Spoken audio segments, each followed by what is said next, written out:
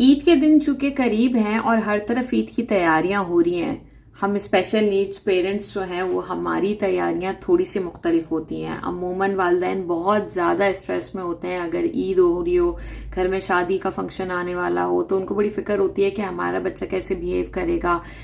इसका कोई melt down ना हो जाए, ये सेंसरी ओवरलोड ना हो जाए, हम किस तरह से इसको मदद कर सकते हैं। मुझसे रिसेंटली किसी ने इनबॉक्स में भी ये चीज़ पूछी थी कि ईद के लिए हम किस तरह से अपने बच्चों को तैयार कर सकते हैं। अगर आपका बच्चा डिफरेंट नीड्स का है, स्पेशल नीड्स है, स्पेशली अगर वो ऑटिज्म स्पेक्ट्रम पर है, तो मेरी ये कुछ सजेशंस हैं जो मुझे लगता है कि वो कंपैरेटिवली आपकी ईद की प्रिपरेशन को बीइंग अ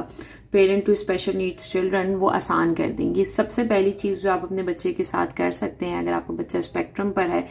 तो आप प्रिपरेशन के अंदर एक कोई सोशल स्टोरी इस तरह से बनाएं। अगर आपके बच्चे को इंटरेस्ट है स्टोरी रीडिंग में या इवन लिसनिंग में भी, तो आप उसको वो एक स्टोरी इस तरह से बनाएं जिसमें आप ईद का जो मैसेज है, जो ईद का एसेंस है, जो ईद की तैयारियां होती हैं, सब तैयार होते हैं, नमाज पढ़ जाते हैं, लोग हमारे घर आते हैं, ये चीज़ आप उसको कम्युनिकेट करें उस स्टोरी के जरिए। अच्छा, अगर बच्चे को स्टोरी के साथ विजुअल्स चाहिए तो आप विजुअल इंटरनेट से भी ले सकते हैं, वीडियोस के उस फॉर्म में, फ्लैश कार्ड्स की फॉर्म में, पिक्चर्स की फॉर्म में, जिस तरह से भी आपको लगता है कि आपके बच्चे के लिए वो ज़्यादा इफेक्टिव होगा, वो चीज़ आप डेफिनेटली कर सकते हैं। उसके अलावा एक चीज़ का जो आपने ख्याल रखना है वो ये है कि रूटीन या स्ट्रक्चर जो है वो हमारे बच्चों के लिए बहुत ज़्यादा अहमियत रखता है। सो मेक श्योर करें कि जो आपके बच्चे का रूटीन है उससे बहुत ज़्यादा वेरिएशन ना हो। लेट्स से 1 ऑड टाइम तो चलता है, लेकिन डेली बेसिस पर ये ना हो कि अगर बच्चा रूटीन में 10 बजे सो रहा है तो वो 3 बजे तक सो रहा है, तो ये इतना बड़ा एक शिफ्ट आ जाएगा जिसके नतीजे में देर आर चांसेस कि बच्चा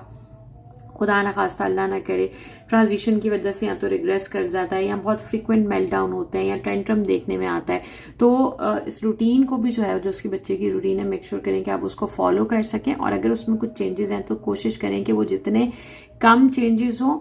और एक चीज़ जो उससे भी ज़्यादा इंपॉर्टेंस है वो ये रखती है कि आपने बच्चे को विजुअल, जैसे मैंने कहा ना, तो आपने बच्चे को प्रिपरेशन के दौरान आपने उसको ये भी बताना है कि ठीक है नेक्स्ट क्या होगा, what is next, right. So what is next आप उसको बताते रहें ताकि बच्चा back of the mind mentally prepare हो कि ठीक है अब हम किसी के यहाँ जा रहे हैं या कोई आ रहा है या क्या होने वाला है, तो भी देयर आर चांसेस के थोड़े से मेल्ट डाउन या सेंसरी स्टिमुलेशन को आप कंट्रोल कर सकते हैं अगर आप बच्चे को विजुअली प्रिपेयर करते हैं। तीसरी चीज़ जो बहुत ज़्यादा अहमियत की हामिल है वो सेंसरी प्रिपरेशन है।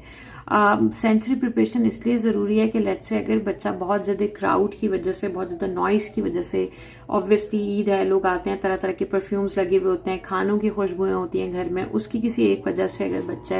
बच्चा जो है वो सेंसरी ओवरलोड का शिकार हो जाता है, तो आप बिफोर हैंड प्रिपेयर हो। आपके घर में, कमरे में कोई एक कॉर्नर डेजिग्नेटेड ऐसा हो, कोई एक जगह ऐसी हो जो आपने बच्चे को डेडिकेट की हो, जो उसकी सेंसरी टॉय हैं, चाहे वो फिजिट स्पिनर हो, चाहे वो ट्यूब हो, जो भी उसको कामिंग या सूदिंग इफेक्ट देते हैं, चाहे वो सैंड हो, चाहे वो प्रेशर बॉल हो, कुछ भी जो भी आपकी बच्चे के लिए मददगार साबित होता है, आप वो बिफोर हैंड प्रिपेयर करके या अपनी हाथ में, अपनी रेंज में ज़रूर रखें ताकि आपको मसला ना हो। अगर बच्चे को लाउड नॉइसेस से मसला होता है तो मे बी नॉइस कैंसलिंग जो हेडफोन्स होते हैं वो आपकी पहुंच में हो। सो आपने बच्चे को फिजिकली जिस तरह से प्रिपेयर करना है, हम करते हैं ना ईद के लिए कपड़े तैयार किए, नहाया धोया, उसको कपड़े पहनाए, इसी तरह से आपने उसको मेंटली और इमोशनली भी प्रिपेयर करना होता है, और इसी तरह से आपने उसको सेंसरी भी प्रिपेयर करना है।